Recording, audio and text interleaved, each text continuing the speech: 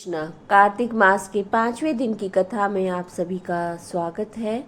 आज आप सुनेंगे लक्ष्मी माता की कहानी और कार्तिक मास महात्म के 5वें अध्याय का पाठ। एक बार की बात है, एक बूढ़ा ब्राह्मण था। रोज पीपल को जल से सींचता। पीपल में से एक लड़की की आवाज आती, कहती, पिताजी मैं आपके साथ जाऊंगी।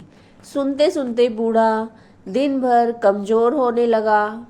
बुढ़िया ने पूछा कि क्या बात है, इतना कमजोर कैसे होते जा रहे हो। तब उसने बताया कि जब मैं पीपल सींचने जाता हूँ तो रोज एक लड़की की आवाज आती है और कहती है कि पिताजी मैं आपके साथ चलूंगी।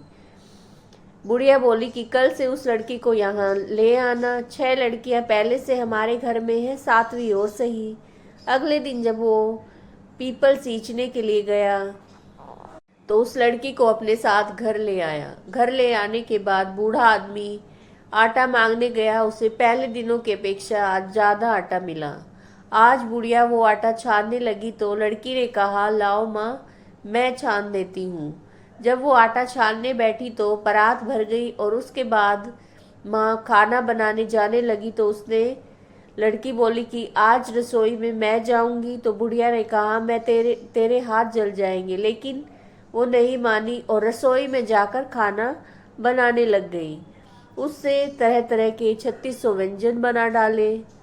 आज सभी ने पेट भरकर खाना खाया। इससे पहले सब आधा भूखा रहते थे।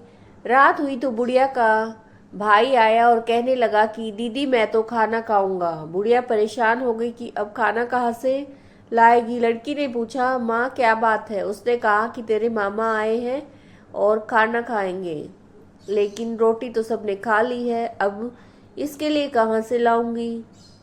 इस पर लड़की ने कहा कि मैं बना दूंगी। वो रसोई में गई और मामा के लिए 3600 व्यंजन बना दिए। मामा ने भरपेट खाना खाया और कहा कि ऐसा खाना इससे पहले उसने कभी नहीं खाया। बुढ़िया ने कहा कि भाई तेरी पावनी भांजी है, उसी ने बनाया है।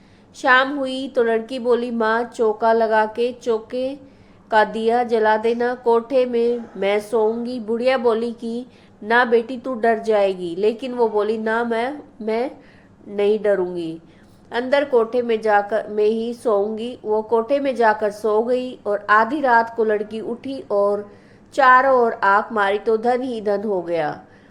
वो बाहर जाने लगी तो बूढ़ा ब्राह्मण सो रहा था। उसने देखा कि बेटी तू कहाँ चली। लड़की बोली कि मैं दरिद्रता दूर करने आई थी।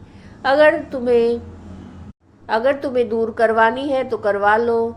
उसने बूढ़े के घर में चारों तरफ देखा और धन ही धन हो गया। सुबह सवेरे जब वो उठे तो लड़की को ना पाकर उसे ढूंढने लगे कि पावनी बेटी कहाँ चली गई। बूढ़ा ब्राह्मण बोला कि वो तो लक्ष्मी माता थी, तुम्हारे साथ मेरी भी दरिद्रता दूर कर गई। हे लक्ष्मी माता, जैसा आपने उनकी दरिद्रता दूर की वैसे सबकी करना।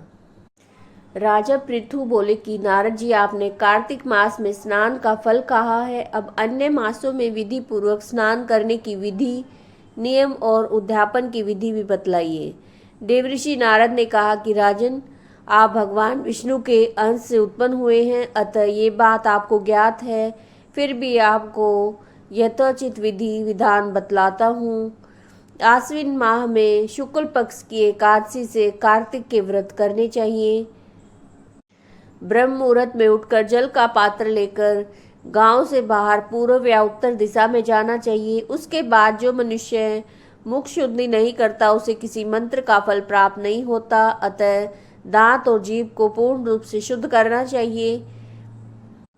हे वनस्पते, आप मुझे आयु, कीर्ति, तेज, प्रज्ञा, पशु, संपत्ति, महाज्ञान, बुद्धि और विद्या प्रदान करो। इस प्रकार इस मंत्र को बोलते हुए दातुन तोड़नी चाहिए। इस प्रकार उच्चारण करके वृक्ष से 12 अंगुल की दातुन लें और दूध वाले वृक्षों से दातुन नहीं लेनी चाहिए। इसी प्रकार कपास, कांटेदार वृक्ष या जले हुए वृक्ष से दातुन लेना मना है। जिससे उत्तम गंध आती है, जिसकी टहनी कोमल है, ऐसे वृक्ष से दंत धावन ग्रहण करना चाहिए। प्रतिपदा, अमावस्या, नवमी, छठी और रविवार को चंद्र और सूर्य ग्रहण में दातुन नहीं करनी चाहिए। तत्पश्चात भली भांति स्नान करें। फूल, माला, चंदन, पान आदि पूजा की सामग्री लेकर प्रसन्नचित और भक्तिपूर्वक शिवालय में जाकर सभी देवी देवताओं की अर्घ्य, आचमनी आदि वस्तुओं से पृथक पृथक पूजा करके प्रार्थना और प्रणाम करना चाहिए। फिर भक्तों के स्वर में स्वर मिलाकर श्री हरि का कीर्तन करना चाहिए। मंदिर में जो गायक भगवान श्री हरि का कीर्तन करने आए हों उनका माला, चंदन, तांबुल आदि से पूजन करना चाहिए, क्योंकि देवालयों में भगवान विष्णु को अपनी तपस्या, योग और दान द्वारा प्रसन्न करते थे, परंतु कलयुग में भगवत गुणगान को ही भगवान श्री हरि को प्रसन्न करने का एकमात्र साधन बताया गया है। नारद जी राजा पृथु से बोले कि हे राजन, एक बार मैंने भगवान से पूछा कि हे प्रभु, आप सबसे अधिक कहाँ निवास करते हैं? तो इसका उत्तर देते हुए भगवान ने कहा कि हे नारद, मैं वैकुंठ या योगियों के हृदय में ही निवास नहीं करता, अपितु जहाँ मेरे भक्त मेरा कीर्तन करते हैं मैं वहाँ अवश्य निवास करता हूँ। जो मनुष्य चंदन, माला आदि से मेरे भक्तों का पूजन करते हैं उनसे मेरी ऐसी प्रीति होती है जैसे मेरे पूजन से भी नहीं हो सकती। नारद जी ने कहा कि शीर्ष, धतूरा, गिरजा, चमेली, केसर, कंदार और कटहल के फूलों और चावलों से भगवान विष्णु की पूजा नहीं करनी चाहिए। अड़हल, कंद, गिरीश, जूही, मालती, केवड़ा के पुष्पों से भगवान शंकर की पूजा नहीं करनी चाहिए। जिन देवताओं की पूजा में जो फूल निर्दिष्ट है उन्हीं से उनका पूजन करना चाहिए। पूजन समाप्ति के बाद भगवान से क्षमा प्रार्थना करनी चाहिए। हे सुरेश्वर, हे देव, मैं मंत्र जानता हूँ, न क्रिया, न मैं भक्ति से भी हीन हूँ। मैंने जो कुछ भी आपकी पूजा की है उसे पूरा करो, इस तरह से प्रार्थना करनी चाहिए।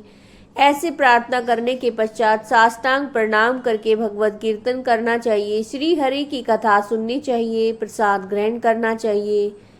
जो मनुष्य इस विधि से कार्तिक के व्रत का अनुष्ठान करते हैं वो संसार के सभी सुखों को भोगते हुए अंत में मोक्ष को पाते हैं।